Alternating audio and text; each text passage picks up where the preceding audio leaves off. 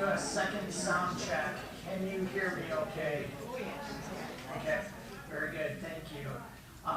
So I'm Steve Rowe, I'm Executive Director. I've worked at Oaknoll for a little over 22 years now. I started here in 1999 and was responsible for running the business office. Over the last 22 years, Oaknoll has grown significantly. I like to think that I have grown somewhat significantly, and I have been Executive Director now for the past 5.5 years. Is that right? No, 4.5 years. It'll be 5 years in September. So we're getting there. Yes. I'm turning it up. Okay. Yep. Lindsay is going to adjust the volume here for us. So is that better? Bear with us. Somebody's phone is ringing. Yeah. Make the announcement. If you have your cell phone on, please silence. But I turned mine off, so that shouldn't happen. This is a program that we've done probably 4 or 5 times now. And one of the things that I realized very early on in my time as Executive Director is that a lot of people, although they spent a very large amount of money to come to Oaknoll, they really didn't have a true understanding of what they bought with that entrance fee. I would get questions about what is the extra cost when we go to assisted living, which made me realize that people need that periodic reminder. When I do prospective resident appointments, maybe 1 in 10 new prospective residents actually want to see assisted living or the health center, although it's a critical piece of what they're actually purchasing from us. That assurance of care and care in assisted living or nursing if and when it's needed. So most people, what I believe to be true is most people want that assurance but really don't want to think about it and aren't ready to receive this information until they're ready to receive this information. And the time that's right is when they start to see that, hey, maybe assisted living or maybe nursing care is in my not too distant future. So a few years ago, we decided that we would do this program every 6 months, and on alternate quarters, we would have Sarah Neary and Jacqueline Craig. Sarah is our social worker, and Jacqueline is our assisted living coordinator. So on alternating quarters, they would do a program about the transition process and how things work in assisted living. So that was all working fine until COVID happened. The last time that we did this program was September of 2019. So we've gone almost 2 years now where we weren't meeting in person at all. And this Life Care program was actually scheduled for March of 2020, right after we shut everything down. So for many of you, this is going to be the first time that you've heard this program. For many of you, it's going to be the 3rd or 4th time that you've heard this program, but hopefully you'll pick up something new this time. I'm going to talk for a while, and then at the end, there's going to be plenty of time for questions and answers. So, and remind me when we get to the question and answer portion to repeat your question. We are live streaming this program, and it will help for the people who are sitting in their living rooms right now to have me repeat that question. So just help me remember that. So Oaknoll is what is now called a life plan community. The old terminology when I started to work at Oaknoll 22 years ago was we were a continuing care retirement community. Several years ago, our national association worked to get us to change the language to life plan. So we kind of got on board with that. And what that means for Oaknoll is that we have, at the beginning of this life plan process, we have independent living apartments, or houses, or duplexes, or condos, and currently we have 302 different independent living spaces. Some of them are as small as a 1-bedroom efficiency, 379 square feet. One of them is as large as a penthouse apartment, over 2,600 square feet. So somewhere between 400 square feet and 2,600 square feet is where all of you live. So 302 independent living spaces. That does include 10 houses or duplexes, 13 apartments or condos at One University Place, and 60 new East Campus apartments. The next step within that continuing care or life plan idea is assisted living, and we currently have 36 assisted living apartments. There are actually 40 apartments on levels 1 and 2, but 4 of them are currently being used as independent living spaces. And then we have 58 licensed nursing home beds, or what we call our health center. And the health center exists really on 3 levels.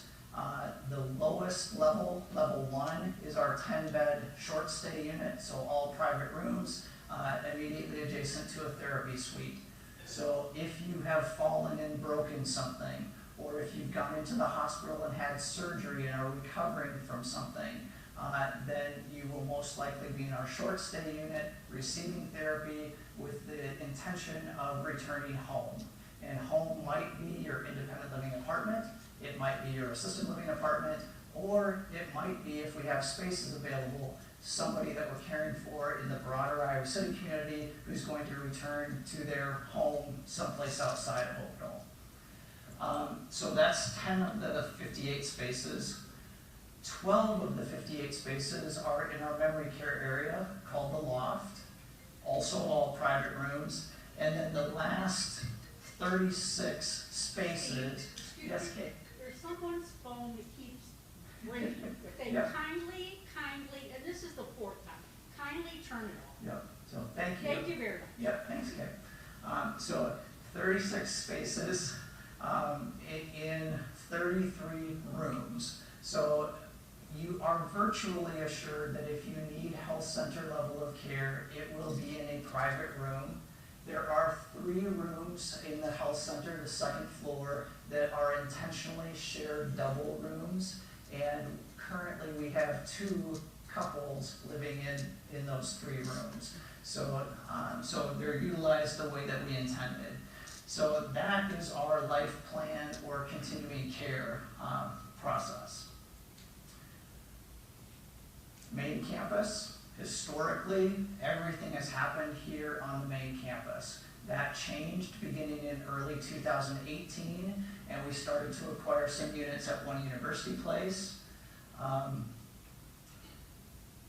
We currently own 13 condos in a 77-unit condo building. There it goes again. Yep, it's okay, Kate. It's all right. It's all right. It's all right. Yep, Sorry. that's okay. So we own 13 units at One University Place, and then most recently we opened up the East Campus, which is another 60 apartments. The Life Care Promise, what does that mean? Once you become a resident, we have promised to take care of you for your lifetime. It's that simple. It means the assurance of care, either in assisted living or in the health center, if and when it's needed. So we have promised that we are always going to have a space for you, and the cost is going to stay the same. The cost of independent living is the same cost as assisted living, is the same cost as nursing home care. The only change when you get to the health center level of care, there is an extra cost for meals. And that is because by regulation, when you are a health center resident, we have to provide or at least offer all of your meals and all of your snacks. While you're in independent living, you've got a meal credit, but when you're in the health center, we're going to provide all of your meals for you, okay? I'm going to talk a little bit about the Oakville experience. So what's happened with our resident population over the years? In my previous role, I was CFO, and I'm a nerd, and I accumulate information and just like have all this data. I started many years ago because I was interested in you know, as people died, what was their life like at Oak Knoll? Where were they? And so it's like back since July of 2005, I've been keeping track of this information. And in that time, we've had 369 residents who have completed their lives at Oak Knoll. Of those 369 people, on average, they were here for 9.1 years. So just a show of hands, how many of you have been an Oak Knoll resident for less than a year? Okay, and then maybe 1 to 3 years, a few, and let's say 3 to 8 years, a whole bunch, and the whole bunch comes from opening the Spring Building in 2015, and how about over 8 years? So the over 8-year people are winning right now. So you've beaten the average, or are really close to beating the average, and I know some of you have been here for at least 15 years.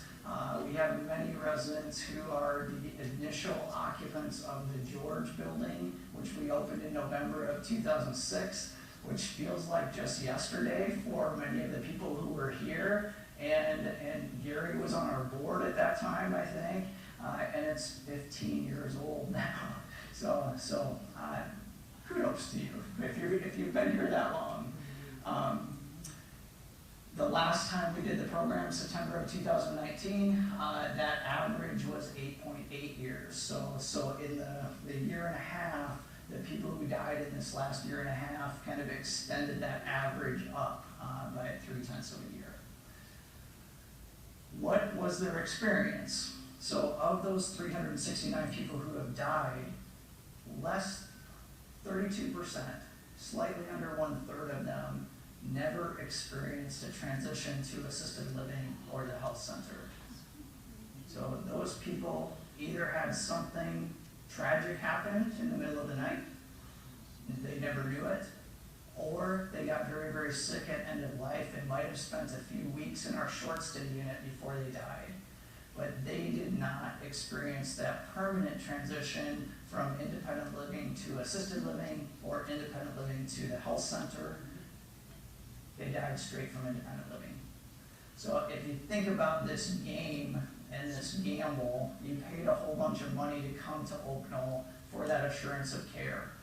These people didn't get the care that they had paid for, and the trick is, none of us know, yeah, exactly, none of us know, am I in that 1/3 that's gonna go like this, or am I in the 2/3 that is going to at some point need assisted living or nursing care?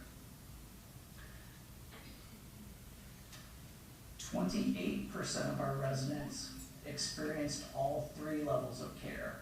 So people that came into independent living, spent some time in assisted living, and completed their lives in the health center. And more than a half of our residents, so 53% of our residents, spent time in the health center before they died. So 1 in 2. And we just don't know who it's going to be. Alternatives to Oak Knoll. Most other providers in the area, is the sound still okay? I'm hearing a little bit of an echo, but like I don't know what I can do about that, so we'll keep going. Move the microphone away. Yeah, we'll try that. Thank you. Your other, the one behind you, move that away.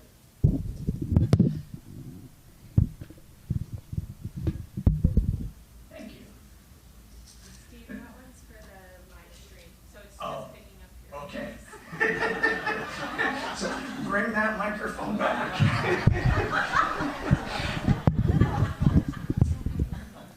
Sorry about that, people at home. So most other providers in the Iowa City area and most other providers in the state are a fee-for-service model. So they offer independent living, senior apartments, and you pay X at the time that you move into them. Many of them, like Melrose Meadows, within a mile of here, has independent living and assisted living. And you move into independent living and pay X, and when you need assisted living, you pay X plus Y. When somebody is in assisted living at Melrose Meadows and needs additional care, there comes a point where people are no longer able to stay in assisted living. And at that point, they or their family need to find a nursing home that they can move to, and the cost goes up again. So that's the most traditional model. You pay X, you pay more for assisted living, and then you pay even more for nursing home level of care. Another alternative to Oak Knoll is, and many people plan to age in place in their homes. There are definitely people who have no intention of moving to a community like this, and they are just absolutely dead set that I'm going to stay at home and I'm going to bring services in to the extent that that's possible. And it's like, we'll modify our home so that we can stay in it as long as you can possibly do that. So that is an option. And most of you, I'm sure, have heard the joke about, it's like, well, it's like, I'm not going to move to a retirement community, I'm just going to go on a lifetime cruise. You know, pay $100 a day and just sail around the world. That's a really good plan until you need health care. And so far, I'm not aware of an assisted living cruise ship or a nursing home cruise ship. So that might be a business opportunity for us. But so around Iowa City, we've got some information here, and unfortunately this is still from a year and a half ago, September of 2019, for Legacy, which is on the east side of Iowa City. So Legacy offers independent living and assisted living and memory care. For their apartments, a studio is $3,800 a month, a one bedroom is $4,200 to $4,300, a two bedroom is $4,800 to $5,200, and a second person living in that apartment adds $1,000. So that is for independent living. When we get to assisted living, there's a point system. So it's kind of a menu, and hey, I need insulin and I need medication management. And it's like, no, you just look at the menu, how many points is that item worth, and each point, at least at the time that we did this in about a year and a half ago, each point would cost $25 a month. So in this example, somebody was getting medication management, blood sugar check a couple times a day, insulin injection, assistance with bathing, and assistance with dressing. Those are all things that we do very, very routinely in assisted living. For an individual at Legacy to get those services would add another $1,250 to their monthly bill.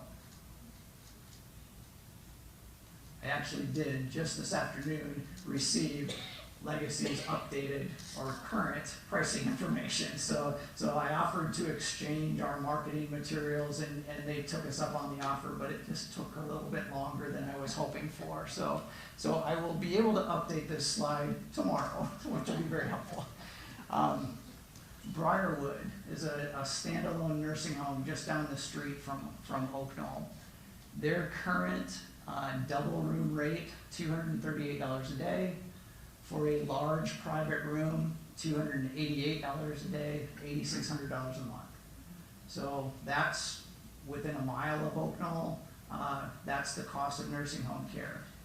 For us at Oak Knoll, we think that we do things really well, and we charge a little bit of a premium to the market, but our current private pay daily rate for nursing home level of care is $335 a day. Do the math on that, a 30-day month, that's $10,050 per month. So kind of makes that entrance fee investment a little more valuable. Yep. that's like you're avoiding by being an Oakville resident that potential for a $10,000 a month nursing home bill.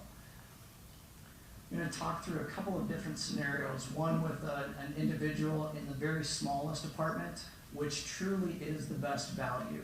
When somebody needs assisted living or nursing home care, they're going to be in the same room whether they started in the 379 square foot apartment or the 2,600 square foot apartment. Most of the health center rooms are just about the same size. So while you're in independent living, there's a very significant difference in the spaces that you're living in. But when you're in assisted living or the health center, the spaces are pretty much the same. So the people who started in independent living in the smaller apartments are really getting truly the best value. So this woman moved into an independent living apartment, 379 square feet. The entrance fee is just over $99,000 currently. Monthly fee, a little over $2,400. At some point in her life at Oak Knoll, she starts to need some additional support and service, and we talk through the transition to assisted living, and she actually moves on to assisted living. Julie's cost has actually decreased slightly, primarily because she's not driving anymore. She's given up a parking space, so the cost came down. But that menu of services that Legacy does, medication management and bathing assistance and all of that type of stuff, we don't do. It is all inclusive, and the cost actually will decrease for most of you if you transition from independent living to assisted living. The reason for that decrease for most of you will be property tax. You get charged property tax for the apartment that you live in. Our assisted living apartments generally are going to be smaller than what your current apartment is, so that rate is going to change, and it will decrease for almost all of you. At some point down the road, Julie needs nursing home level of care, and all in her cost at the health center level is $2,834. You go from what she was paying in independent living to what she's paying in the health center, it's a net increase of $419, which is entirely related to the cost of those meals that we're obligated to provide. So property taxes decreased, it's been offset some by meals, and she's paying $400 more for health center, nursing home level of care than she did in independent living. Okay? I'm going to use a much more complicated example now. So here's a 2-person household moving into an apartment in this building. The KK apartment is 1,306 square feet, very nice, comfortable 2-bedroom, 2-bath apartment. The current 2-person entrance fee for that size apartment is $434,600. So a very significant investment to come and live in that size apartment. The 2-person monthly fee for that space is $5,272, and that would include pretty much everything. As this couple ages, Joe's disease has made it impossible for him to be in independent living. He's going to transition to assisted living. This 2-person household is now going to take 2 apartments. The cost stays the same, almost. So they're occupying their independent living apartment, they're occupying the assisted living apartment. They can be together whenever they want to be, walking down the hall. The monthly fee has increased by $135, occupying 2 spaces. So there's no additional entrance fee, no additional monthly fee. The only increase that has happened is they're paying property tax now on 2 apartments rather than 1. So, and I used a 1-bedroom apartment in this example for the assisted living space. Okay. It gets even more complicated. Jane has been in independent living, Joe has been in assisted living. and now Jane has a stroke. She needs nursing home care for the rest of her life. That couple continues to take 2 spaces, but now one is in assisted living and one is in the health center. Monthly fee has gone to $5,474. Again, it went up, but just very, very slightly, and it's really related to the cost of meals. So property tax went down, meal cost went up. And to take that example to its extreme, Joe no longer qualifies to be in assisted living. In order to transfer from a chair to the toilet, he needs the assistance of 2 people consistently. That is one of the criteria that would graduate somebody from assisted living to the health center. So 2-person transfers, and the other is unmanageable incontinence. Those are the 2 primary things that will cause somebody to transition from assisted living to the health center. Now they are sharing a room in the health center, and their total cost is $5,964. So it's increased again slightly from when they were together in independent living, but now both of those people are receiving nursing home level of care, which has a market value of $20,000 a month. And they're paying $5,600 a month because they had the foresight to come here when they were able to live independently, hopefully live a long life as independent living residents, but have that care if and when it's needed. Okay? So that's really the value of what we provide.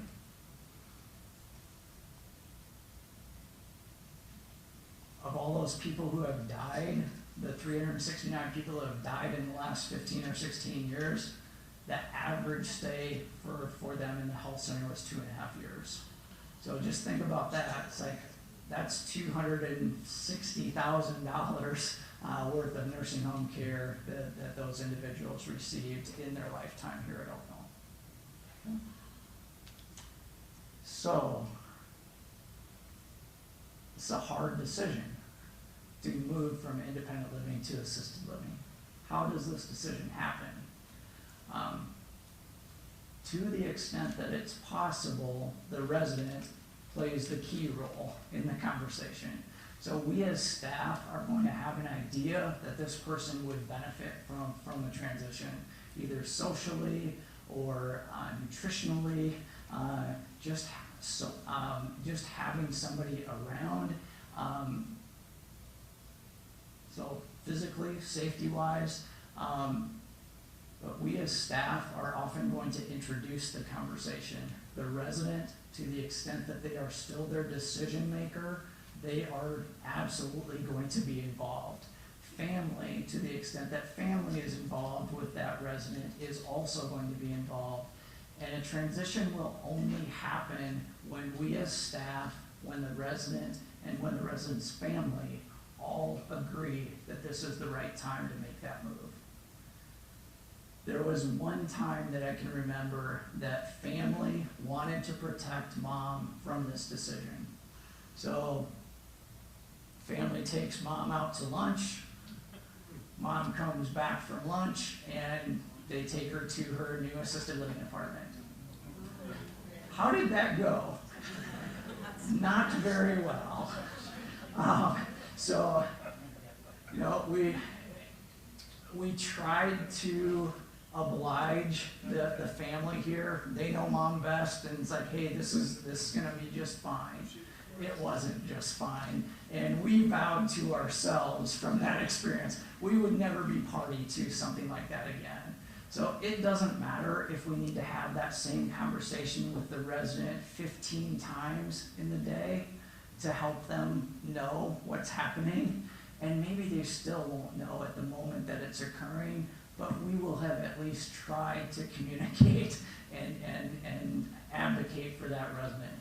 So all 3 parties need to be on the same page for the transition to move forward. Transitions to assisted living are actually way more difficult than a transition to the health center. The transition to the health center is relatively simple because it's obvious that this person needs nursing home level of care. Something's happened and it's like, you know, this is appropriate. And family generally can see that. The transitions to assisted living, the person generally is just older, more frail, usually more forgetful, but tomorrow is not going to be a whole lot different than today. Next month might be different than today. 3 months from now is definitely different from today, but the transition, it's just a slow, gradual process. So we have a transition team. I serve on that team. Kimberly Jackson, our administrator, Sarah Ruhlman, our director of nursing, Sarah Neary, our social worker, care plan coordinator. So all of these people are involved in that conversation, and just know that this whole team is trying to stay aware of what's happening with 452 residents every day. So we have this promise of care out to currently 452 residents who live at Oak Knoll, and we need to be coordinated and know what's happening and be planning. So unlike a typical nursing home that is trying to be 100% occupied every day, our goal is to never be 100% occupied, because we have this promise out to all of you that if you need a space tomorrow, we're going to have it for you. So that takes coordination and understanding that, oh, this person is going in for knee replacement surgery in 3 weeks. We need to make sure we have a short stay unit space for them when they get out of the hospital in 3.5 weeks. There are many myths about assisted living and the transition process. We hear this all the time.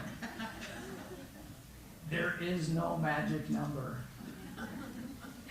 We want people to be safe. Being upright is much, much better than being horizontal on the floor. And when you are horizontal, especially when that happens like that, it's just so much more likely to cause injury. So when people are falling repeatedly, we need to have conversations about their safety. That's how people get hurt very badly. And so if we can have the conversation and talk about like what's happening with that person and get them to an environment where support is available, that's a good thing. Assisted living means no privacy, 24-hour supervision. No and no. Assisted living is apartments. You have a door to your apartment. You have a kitchenette within that apartment. 24-hour supervision, there's always staff available, but nobody is watching you 24 hours a day. It's just not how it works. That you have to eat in the dining room, no. You see health center residents, you see assisted living residents eating pretty much wherever they would like to eat, and that's something that's really important to our culture. There are some organizations like Oak Knoll that have rules that say if you are a health center resident, you eat here. And that has never been how Oak Knoll has operated, and I'm proud of that. That you can't attend events or programs. We have lots and lots of health center residents and assisted living residents in the audience tonight. I'm dispelling that myth. And downsizing or letting go of your things means a lower quality of life. It's a hard thing to do. All of you have done it at least once now, and I think all of you are living a pretty good life still. Our reality is our assisted living apartments are generally going to be smaller than your independent living apartments, and the people who want to try to move everything, it's too much, and it's not going to be a great quality of life. But the size of the space doesn't have to dictate quality of life. So we hope that people can be realistic about that.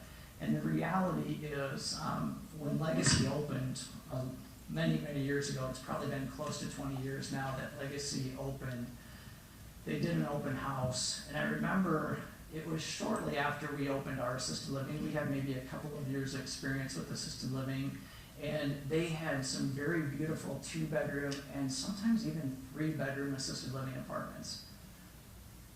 My belief is those 2 and 3 bedroom assisted living apartments had nothing to do with the resident that was being served, and absolutely everything to do with helping their family feel good about what they're doing with mom. Because when somebody needs assisted living level of care, their world generally is no longer a 2 and 3 bedroom apartment. It just tends to shrink to my favorite chair, bed, the bathroom, and those are the 3 primary places that that person is going to spend 90% of their time.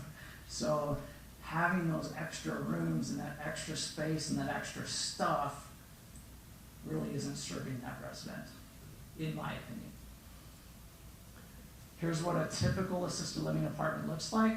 A 1 bedroom, 484 square feet.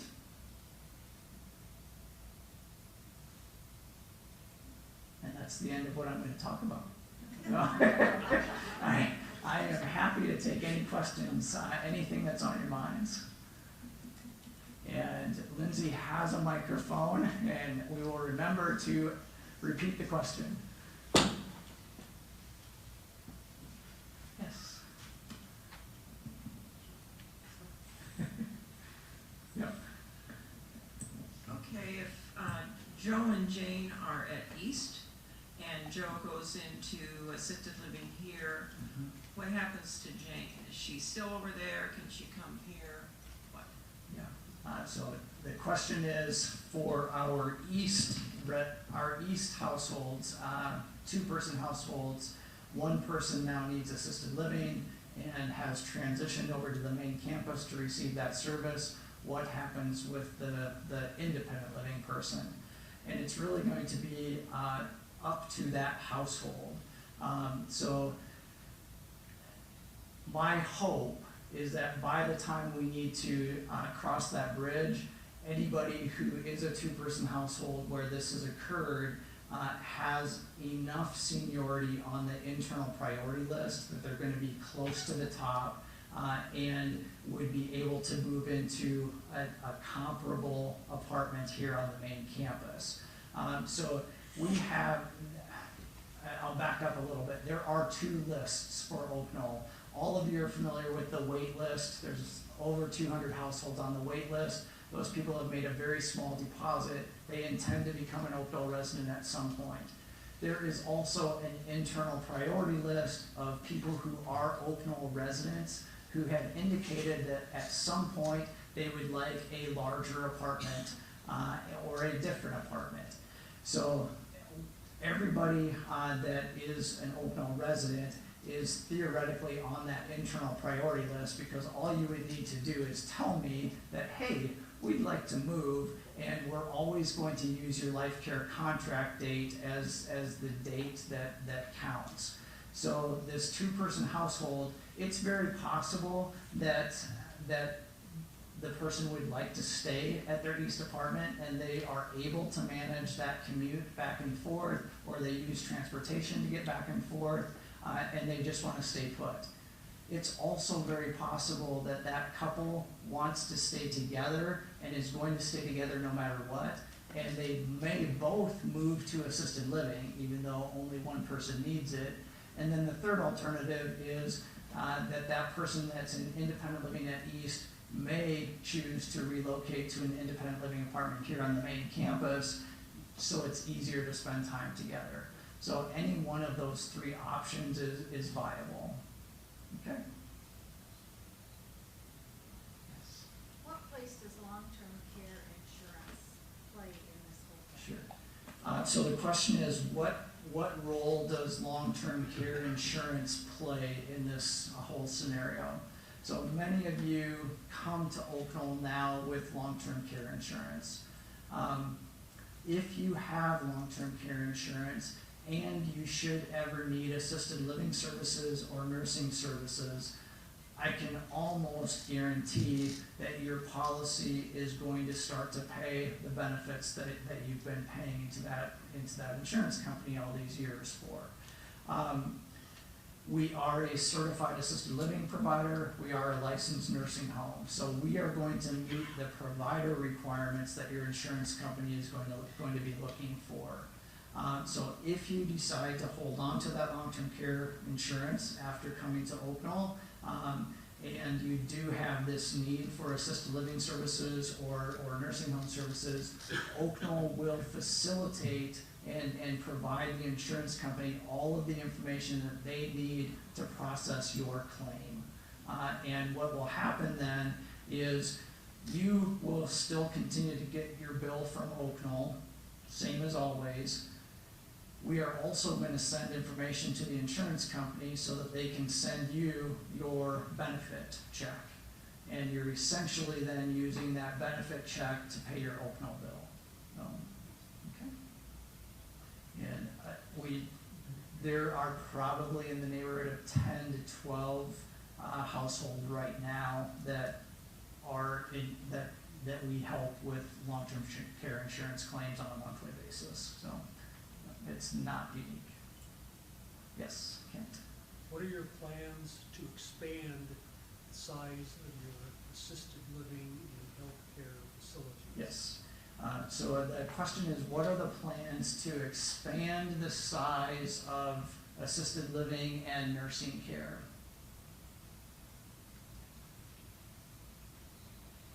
I'm trying to get back to the campus map. So currently, assisted living exists in the original 1966 part of the Oaknall campus. This is a 2-level structure. There are 40 apartments here. Our health center exists on 3 levels in this building and on the 2nd floor of this building. So the 58 licensed nursing home beds and the 40 assisted living apartments. Over time, we absolutely know that we've just brought in another 90 people to the Oaknall Life Plan system. Not immediately, but within the next several years, a certain percentage of them will need assisted living services and nursing services. So how do we make sure that we have capacity to serve everybody that we've made this promise to? One thing is, we absolutely believe that over time, our health center will only be available to our own residents. We still have the capability, and we're serving people from outside of Oaknall today. But over time, that won't be an option. If you're looking or needing nursing home care and you're not an Oaknall resident, Oaknall Health Center is not going to be an option. So that's the first piece, is just like we've got capacity already. The second part is there are parts of the building that are identified as logical spaces to extend the health center and logical spaces to extend assisted living. I don't want to make people nervous. And when we expanded the health center to make way for the loft, there were 6 independent living apartments here on the 3rd floor of the Oakcrest building. And I went to each of those 6 households, and some of them are probably in the room right now, and knocked on their door and said, hey, do you have a few minutes to talk? We have an idea. We want to improve the quality of life for all of you, and we want to get to an all-private room environment in our health center, and really the logical place to expand the health center is your apartment.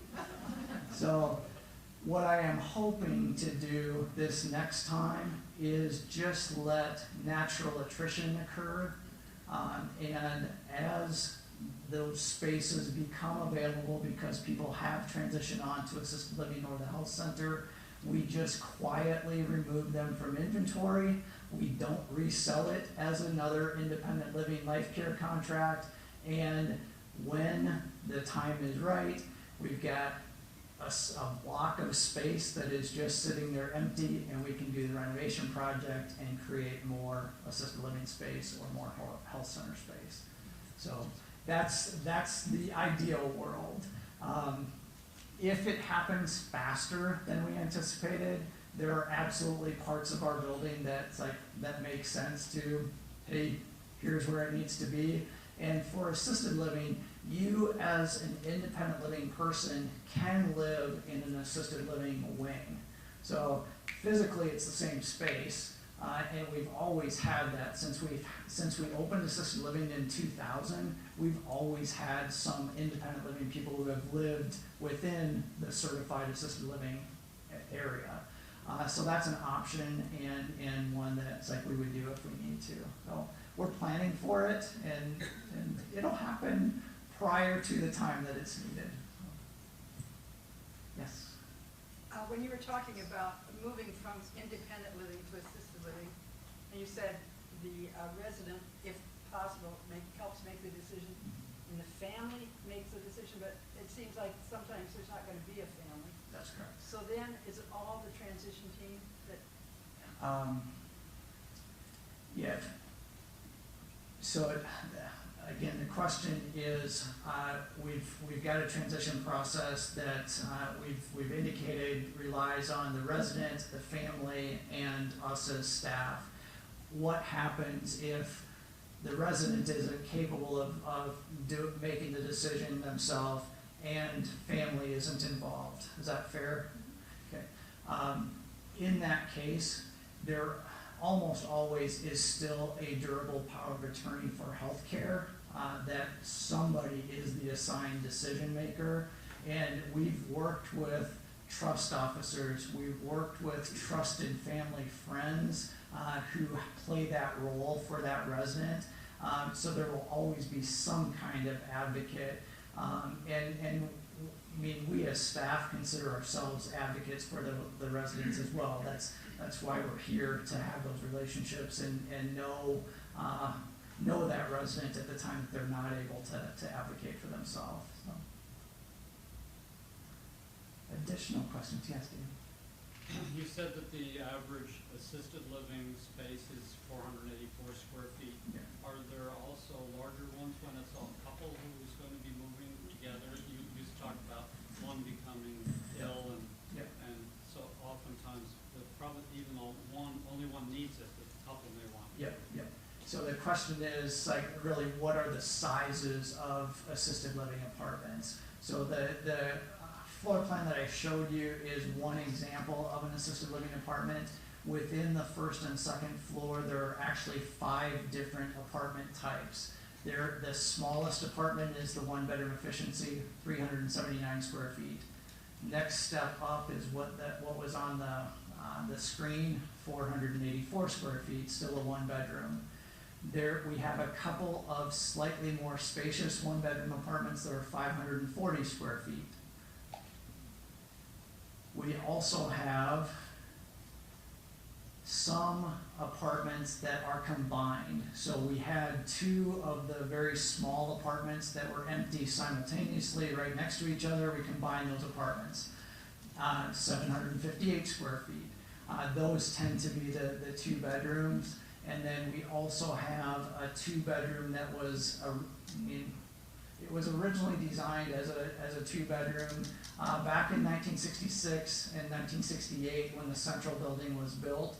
The luxury apartment was 670 square feet. 2-bedroom, 670 square feet.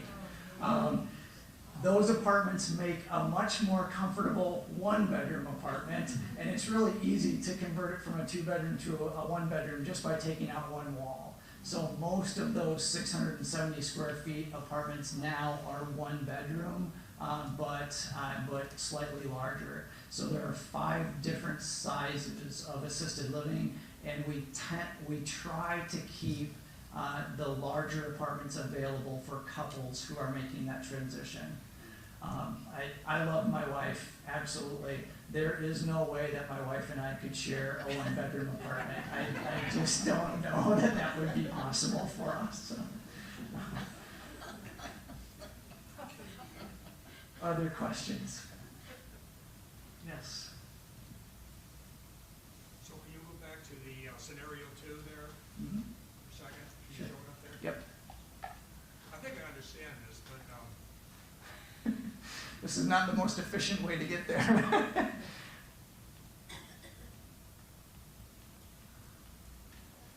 Okay, yep, So Joe and Jane have, paid an entrance fee of $434,000 for a, 1,300 square foot apartment. yeah, And they're paying $5,200 a month roughly for their fee. Now, when both of them now need to move to assisted living, to a 400 square foot house, apartment, they're gonna continue to pay $5,272 a month. Is that the way it works? that is correct. Is there gonna be more to the question? No, that's fine. Okay, yep, so it, So even though they're only occupying one unit, you said they were occupying 2 units and pay $5,200, but even when they move to one 400 square foot, they'll still pay. that's correct. So it will come back to one of the very initial slides. And I apologize for our live stream people. The question was, in the 2-person scenario, this couple is in a very comfortable apartment, and when they downsize to assisted living, they're in a much smaller space. The cost is going to stay the same, $5,272 or roughly that equivalent.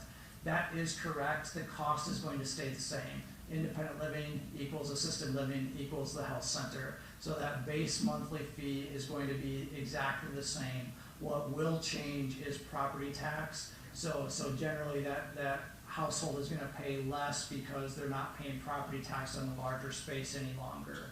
But that is the promise. The assurance of care and the cost is gonna stay the same. Yes, What happens when Joe or Jane dies? yes, thank you. So the question is, what happens when Joe or Jane dies? Forgot the names of the people that I created here. I don't know if you remember the initial rate schedule from when you signed your life care contract, but for all of the different apartment types, there are 2 columns of entrance fees. So there's a 1-person entrance fee and a 2-person entrance fee. And then for the monthly fee, there's also a 1-person fee and a 2-person fee. Inevitably, every 2-person household will at some point become a 1-person household. When that happens, the monthly fee decreases to the 1-person rate for the apartment type that they were in.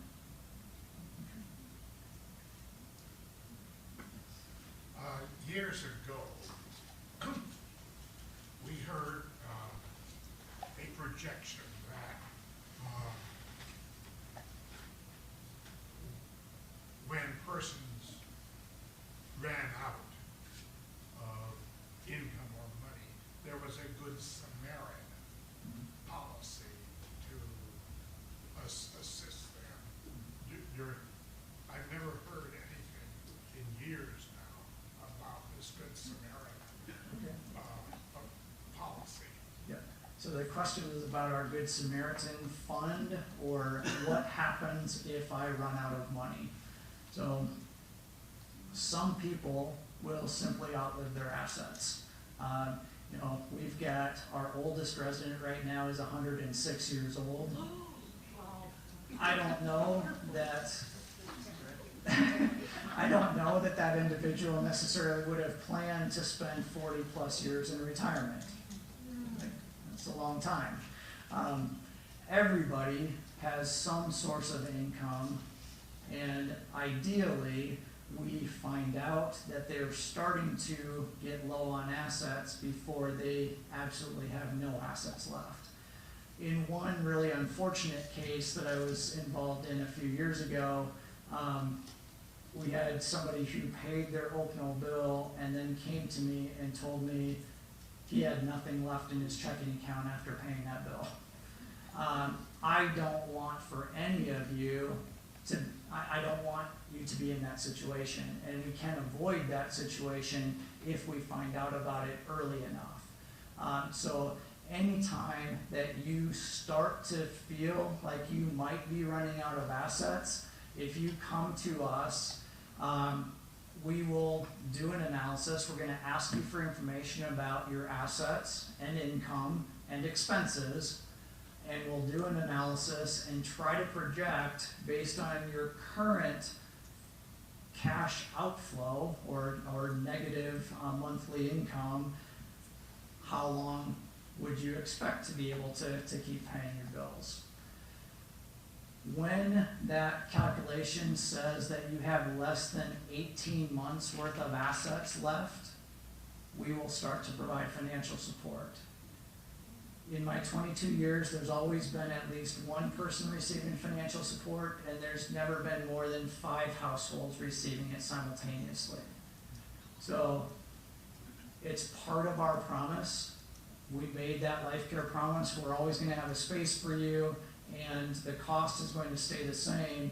And if you happen to run out of assets, we're not going to come knock on your door and say, hey, I'm sorry, you have to go find someplace else to live.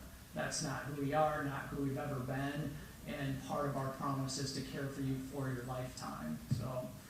So there is a line item on our income statement called the Good Samaritan Fund. It is a contra revenue account for any of you accountants in the audience, and it just means that it's like we're giving somebody a credit on their monthly bill to make it work for them and their current financial situation. And I'll plug the Oakmill Foundation. Occasionally we've had people who will make a contribution into the Oakmill Foundation to help us fund the Good Samaritan Fund. And if you would like to do that, we'd be happy to accept your generous contribution. Any other questions? Yes. Go ahead. Does the monthly fee for a 2-bedroom household, if you move to a 1-bedroom household, does it decrease? Yep. So the question is, does the monthly fee decrease if I go from a 2-bedroom apartment to a 1-bedroom apartment? Yes, it does. But if you look at the rate sheet, and all of you as residents really have no reason to look at the rate sheet anymore. You know what the cost is for your current apartment, but the rates really don't change a whole lot as you go from one apartment size to the next to the next. The entrance fees change very significantly as you get to larger and larger apartments. The monthly fees certainly do change, but nowhere nearly as significantly. So moving from a 2-bedroom apartment to a 1-bedroom apartment, yes, it's going to be slightly less expensive, but it's not going to save you $1,000. It might save you $100 or a couple of $100. But yeah. An additional question there is if I which wasn't asked, but I'll try to answer it anyway because some of you are thinking, what if I downsize from a 2-bedroom apartment to a 1-bedroom apartment? Do I get any entrance fee money back? No. It depends. And what it depends on is first the size difference, but probably more importantly, how long have you lived in that larger apartment? One example is there was a brother and sister who moved into a 3-bedroom apartment together many, many years ago. They were in that apartment together for about 15 years. The brother died, and the sister continued to live in that apartment for another 5 or 6 years, and then she wanted to downsize. She was no longer comfortable with that big of a space, and she wanted to downsize. So we're 20 plus years into this relationship. There was not a refund of any portion of the entrance fee, but her monthly fee decreased. If that scenario, if it had happened in the first year, yes, there would have been some kind of reduction or return of entrance fee. So it just depends how long somebody's been with us. I'm just going to check my watch. We're right at 8 o'clock. I can talk all night. I don't know how many more questions you have, but I'll take maybe a couple more if you want, or if you want to stop, I'm fine with that. Yes. I hope this doesn't have anything about what we're doing tonight, but you own some homes around. What do you think will happen with those? Are you planning on building on those eventually? Okay, good question. So the question is, we own several homes kind of contiguous to our campus. What's the long-range plan for those homes? We will continue to offer them as an option for independent living. There are absolutely no plans to make another addition onto this campus. Okay. We're not gonna take down another block of properties and build on and have another skywalk connection or anything. This building is already big enough and complicated enough that it's like, we're not gonna keep doing that. That's why we started to acquire units at One University Place and now East, was to serve more people, but not add on to this building. So we'll keep having single-family homes as an option. What about Oaknall West? Is that still in the? Yeah, so the question is, what about Oaknall West? Back in 2012, at the time that we were acquiring properties to build this building, so Spring Building opened in 2015, we started construction in December of 2012. In order to build this building, we had to acquire 14 individual pieces of property. We paid an insane amount of money for some of those pieces. And when you look at it, I don't remember off the top of my head anymore, but when you look at the cost per acre that this building sits on, I think it's somewhere in the neighborhood of $1.7 million per acre because of just those property acquisition costs. So this was all happening in 2010, 2011, 2012 until we got the last of the properties and could move forward with this building. But while that was happening, our board and Pat were pretty committed that we were never going to be held hostage like that again in order to find a way to serve more people. So we started looking for all kinds of property, or looking at all different parcels of property, and I think Gary, you were on the board at that time. We probably had 40 pieces of property that we considered, and we ended up with the Oaknall West land, which is just past Menards, kind of southwest corner of Iowa City. At the time that we purchased that property, it was and continues to be in the city of Iowa City's long-range plan as a potential future expansion of the city. The land sits in the county right now and continues to sit in the county because that expansion hasn't happened, and there is no water or sewer to the property currently, and in order to build a community like this on that property, there would also need to be significant road improvements. We don't have the resources to pay for water and sewer and road improvements and then build a building on top of that. So until the city actually moves forward with plans out in that general area, we will continue to hold the land. If that ever happens, if water and sewer get there, our land becomes more valuable because now development is possible, whether we do it ourselves or whether we sell the land. But the land is paid for. I think our property tax bill for that parcel is maybe $8,000 a year. So that's our operating cost of holding that land, and we'll keep it until we can either develop or sell it sometime in the future.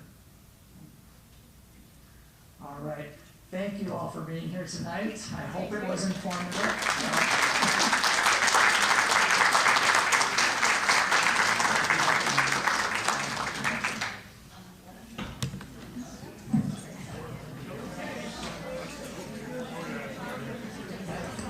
You're welcome. I hope you enjoyed it. It was very good to see you.